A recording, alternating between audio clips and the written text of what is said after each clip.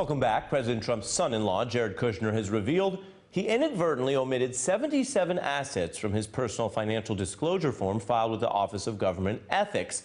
The previously undisclosed assets were revealed in this revised financial disclosure. This came out tonight. Rachel was mentioning at the end of her show, and it was first reported publicly by the Wall Street Journal. Now, in isolation, updating a form like this is not that big a deal.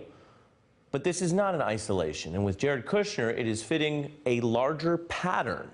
The Journal reporting back in May that he did not disclose his business relationships with Goldman Sachs or billionaires George Soros, a major Democratic donor, or billionaire Peter Thiel, a major Trump associate and donor. That was all on the first-round financial disclosure. Then in June, the Post reported Kushner did not disclose a $285 million loan from Deutsche Bank that he received when, just before Election Day. And then a report in the New York Times that Kushner supplemented the list of foreign contacts on his security clearance form 3 times, adding a total of 100 more names. I'm not done. This week, NBC News learned that Robert Mueller is gathering the financial records, which we don't know, but could include all of these kinds of records, and the business dealings of people close to the Trump campaign. Bloomberg reports Mueller's looking into the business dealings of Trump himself, something that Trump basically says this week he believes would cross a red line. Mueller was looking at your finances, your family's finances, unrelated to Russia. Is that a red line? Would that be a breach of what his actual... I would say yes. Yeah, I would say yes. Joining me now is David Cay Johnston, Pulitzer Prize-winning journalist who founded DCReport.org, which is a nonprofit news organization focused on the Trump administration. He also wrote the book, The Making of Donald Trump. I'm also joined by Joyce Vance, a former U.S. attorney for the Northern District of Alabama. As a prosecutor, she has dealt with many evidentiary requests. Starting with you, David Cay Johnston, on Kushner, and then wherever else you want to go. Your view of whether this is a significant or in any way concerning update. Well, pattern is exactly the right word. You know, if you have very large, complicated finances and you forgot that next door to an apartment building you own, you bought a house so you wouldn't get complaints from the owner there anymore, so, okay, fine, we understand that. Or a brokerage account you forgot you had somewhere. This is way, way too much. And it is, again and again, it's meetings, it's money. This is clearly indicative of bad behavior. Joyce, how do prosecutors look over these kind of records, and why is it important to an investigation? Well, these patterns that we're seeing in this cumulative failure to disclose piece after piece of information will start to give prosecutors some sense of whether witnesses and other people that they're looking at in this investigation are being truthful with them.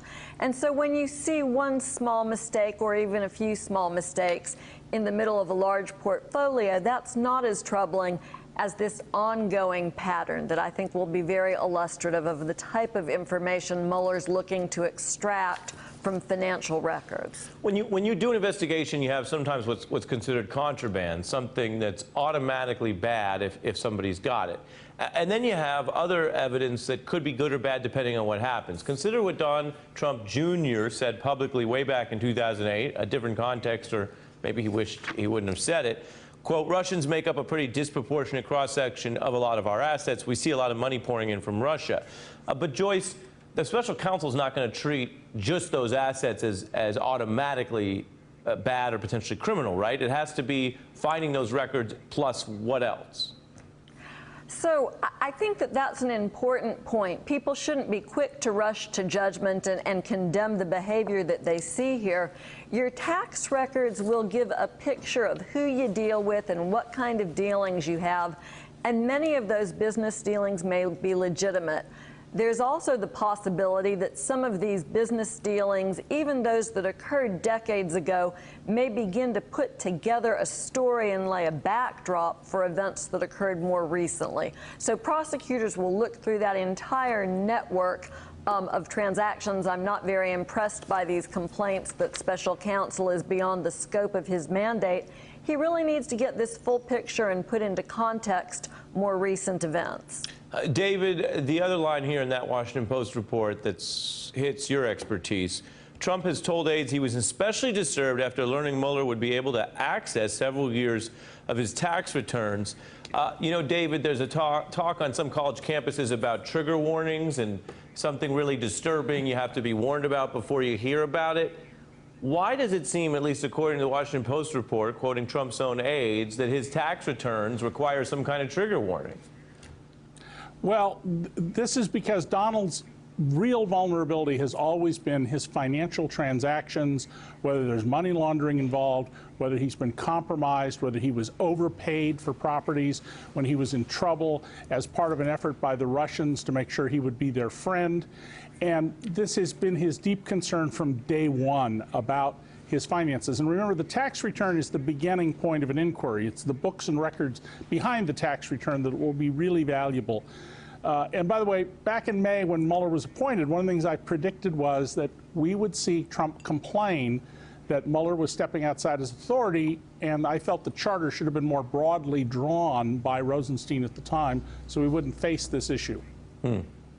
David Cay Johnston and Joyce Vance, appreciate it, both of you. Hey there, I'm Chris Hayes from MSNBC. Thanks for watching MSNBC on YouTube. If you want to keep up to date with the videos we're putting out, you can click subscribe just below me or click over on this list to see lots of other great videos.